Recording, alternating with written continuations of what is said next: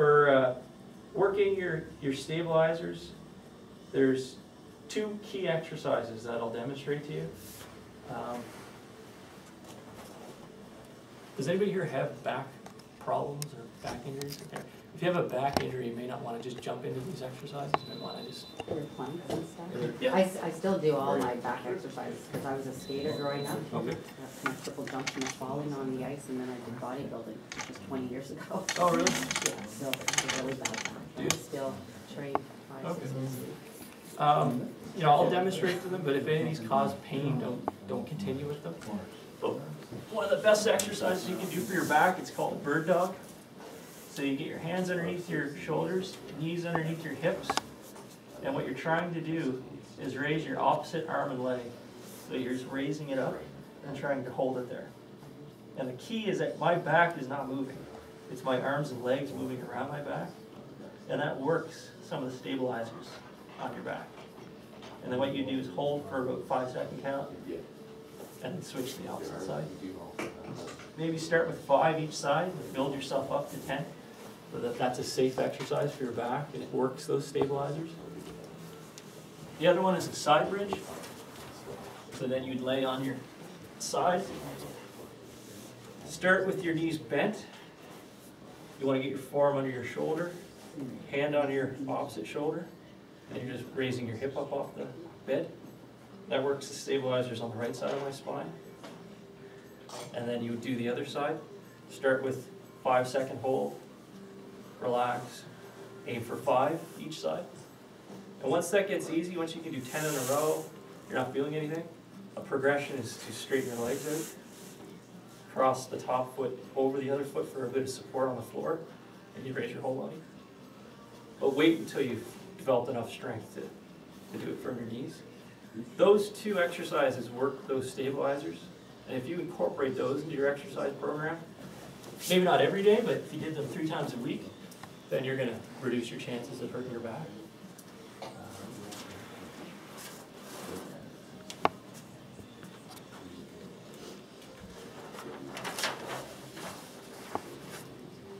Hips are important for your spine.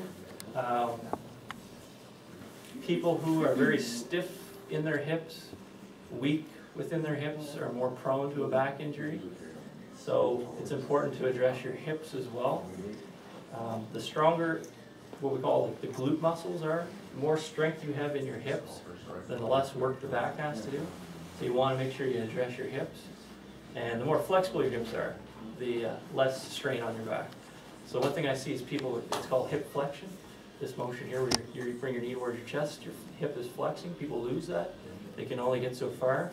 If you lose hip flexion, then it makes it very difficult for you to do a squat. Your hips can't move. So what happens is people get so far, their hips aren't moving anymore. Now their back has to do all the work. So you gotta make sure you work on the flexibility of your hips. So a couple key exercises you can do for your hips. One is a bridge.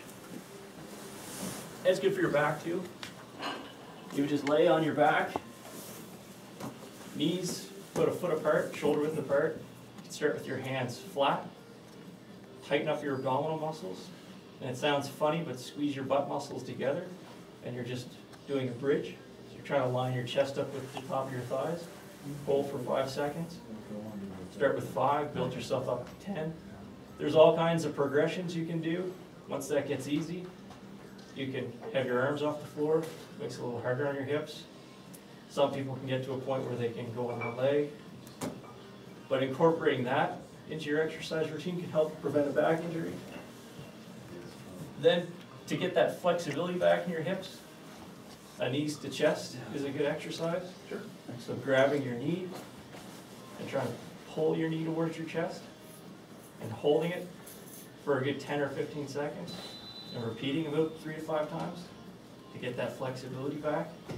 One thing you want to avoid is pulling and then really rolling your back too. It should feel like your back is staying flat to the bed and it's just your hip moving, so that it's just your hip getting stretched. You can do both at the same time, but again, people tend to roll their whole back when they do that. So I prefer if you keep one leg down and just do one at a time.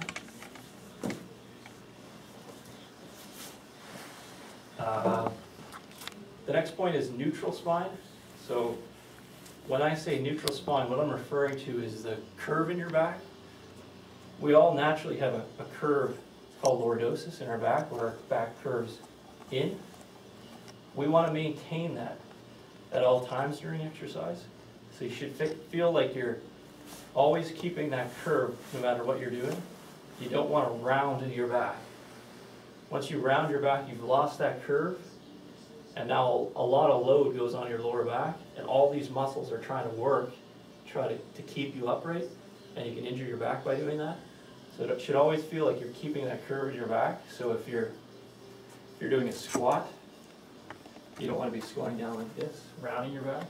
You want to keep your butt out and keep that curve in your back. If you're lifting weights this way, you don't want to be rounded as you do it. You want to feel like you've got that curve in your back the whole time. Some exercise programs involve something called a deadlift. I would avoid that exercise if you're just getting into exercise, because it requires a lot of control. It's a lot of technique involved with the deadlift. It is a good exercise, but if you haven't trained yourself properly, you're going to open yourself up to an injury. Commonly when people are doing a deadlift, if they do it wrong, they have their backs rounded, and that's putting all the load on your back. So you really want to make sure you keep that curve in your back the whole time. And that's pretty well everything. Questions?